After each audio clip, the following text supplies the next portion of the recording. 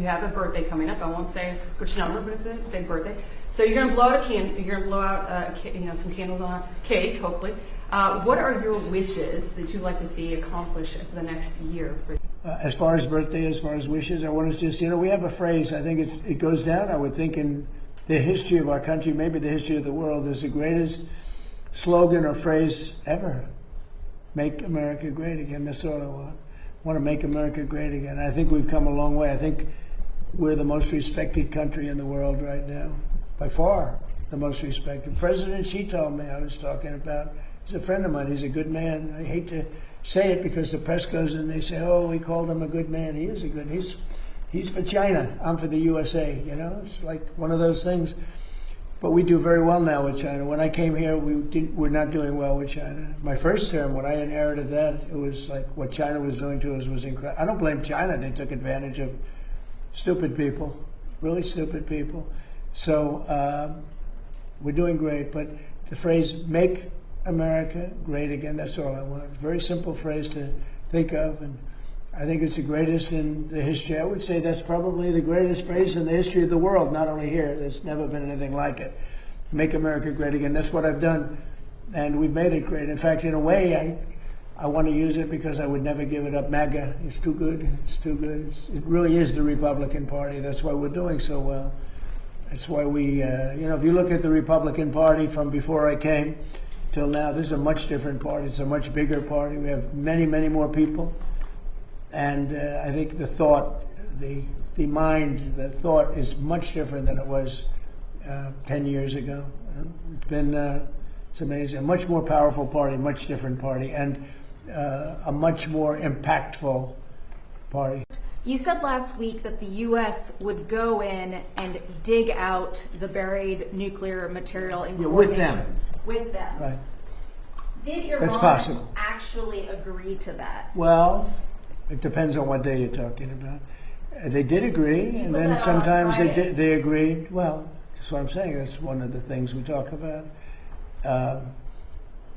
It's very overrated. I'm the one that overrated it. I thought, to me, it was important. To other people, it's not important, because those beautiful B-2 right here, the B-2 bombers, they obliterated.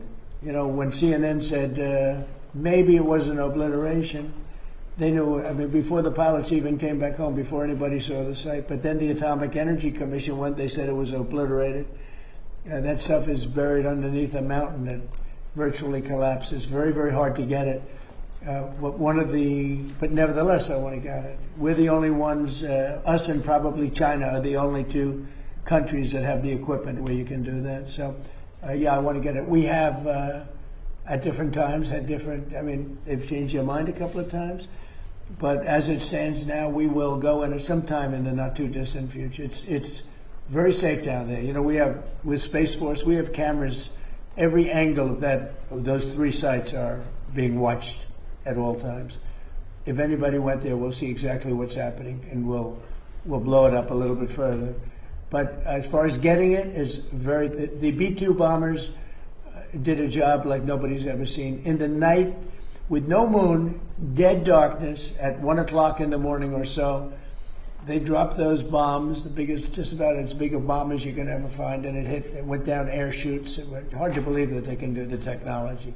It followed a beam right into the air chutes, exploded.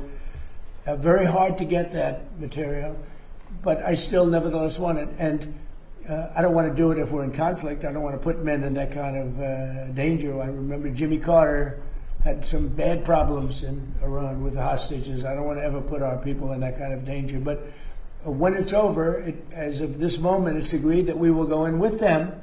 We will get it, and we will destroy it. It will be destroyed. Frankly, they picked the wrong country. But maybe we're going to be getting along with Iran. We're going to find out. There is a good possibility, I think, because without the bombing, that wouldn't have worked. Without the blockade. The blockade is the most powerful thing. I think the blockade maybe has more impact than the bombing has. But the blockade that we have, the naval blockade, is incredible. Now, one ship has gotten through, unless we wanted it to.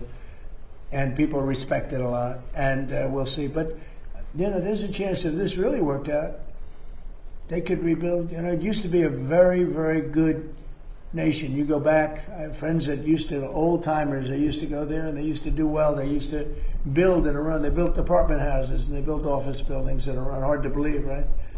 But there's a chance that maybe that comes back. But whether it comes back or not, I think we have a very powerful deal that we're negotiating. The exact opposite as the Obama deal. The Obama deal was a disgrace.